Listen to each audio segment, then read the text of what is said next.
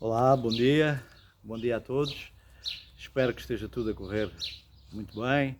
Hoje o dia está radioso e isso deixa-nos logo mais ativos. Ah, Queria voltar às nossas conversas sobre desenvolvimento e sobre desenvolvimento sexual, sobre a relação de casal, relação afetiva. Ah, Tínhamos ficado ali pela questão das dificuldades relacionais, devido à diferença de perspectiva relativamente à sexualidade, e queria aprofundar um bocadinho mais este tema. Afinal de contas, o sexo, no que diz respeito à reprodução, é geneticamente determinado. Portanto, todos nós sabemos que não é preciso que um animal aprenda, veja, para que ele saiba exatamente o que tem que fazer para se reproduzir. E com o ser humano, de certeza, não será diferente. Porque pensar de outra forma seria pensar num ser humano, afinal, menos adaptado e menos capaz que os outros animais. E isso não me parece de todo uma realidade. Agora, o ser humano complicou um bocadinho mais as coisas. O ser humano já não depende de ciclos hormonais, de, de momentos de fertilidade para se reproduzir. O desejo sexual tornou-se um outro desejo, o desejo de proximidade, de relação, de prazer. E conseguimos dar esse salto, saltar de uma sexualidade presa à genética, à biologia, para uma sexualidade derivada do nosso comportamento psicológico, do nosso comportamento emocional. E isso faz com que a sexualidade tenha crescido, tenha se expandido ao nível da nossa relação com o mundo, com os outros, como algo de extremamente importante e fundamental para o bem-estar emocional de cada um de nós. A verdade é que a visão judaico-cristã interiorizou na nossa mentalidade a ideia de que a relação sexual seria ou devia ser única e exclusivamente para a reprodução. E daí surgiu todo um conjunto de discursos em que qualquer outro tipo de atividade sexual que não tivesse como fim a reprodução era vista como uma perversão daquilo que era natural, era visto como uma inversão daquilo que era natural. E era condenável. E isto levou à segregação, à violência, à perseguição de pessoas que procuravam na sexualidade mais do que propriamente a reprodução. Aliás, todos nós o fazemos e por isso é estranho até que a determinada altura alguém que na sua privacidade também o fazia, em público viesse fazer discursos quase agressivos e de violência para com todos os outros. Aliás, é até famosa a poesia dedicada a um deputado que Natália Correia fez no Parlamento, porque este defendia esta ideia do sexo para a reprodução.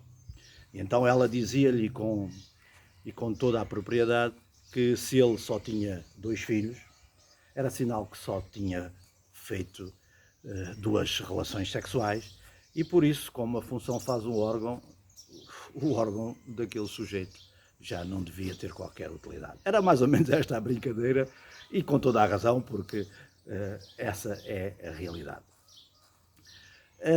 E a questão aqui é que é muito mais do que penetração, do que reprodução, a sexualidade. A sexualidade tornou-se algo de muito importante e de fundamental para a estabilidade emocional do sujeito.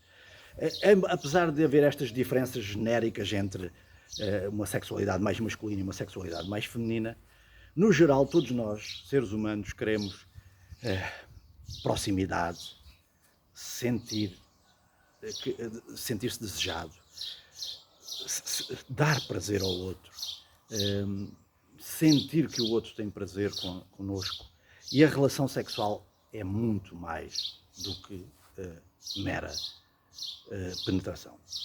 O problema disto é que, com base nesta teoria de que só a relação sexual para a reprodução seria normal, passámos a considerar anormal todos aqueles que tivessem práticas sexuais que não correspondessem a esta função. Ora, isto foi terrível em termos sociais.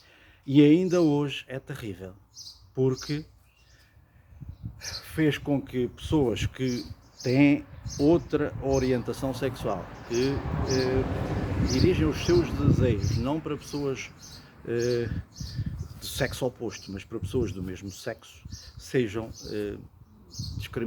discriminadas, ostracizadas, e em tempos passados, felizmente, e em tempos passados eram até condenadas, ainda hoje são condenadas em algumas sociedades à morte, à violência, ao desprezo. E isto tem um impacto terrível, porque estas pessoas, ao descobrirem em si esta orientação que a própria família e eles próprios interiorizaram como anormal, leva a que eles próprios tenham uma grande dificuldade de aceitação. Somado a isto, a rejeição da própria família, a rejeição da sociedade, todo um conjunto adverso que se forma, que surge à volta destas pessoas. E isto faz com que não a sexualidade em si, porque, como já expliquei, se a sexualidade tem como função o bem-estar psicológico, o prazer, a relação, a proximidade, então não faz sentido que se veja a relação normal como a relação que é que permite a reprodução. E isso tem esta implicação, que é a de termos pessoas a sofrer rejeição e a sofrer uma auto-rejeição, o que leva a um aumento brutal da ansiedade, da depressão, a um afastamento em relação às suas famílias de origem, a uma vida muitas vezes solitária, a uma relação quase proscrita e a uma dificuldade um receio constante de que lhe apontem o dedo.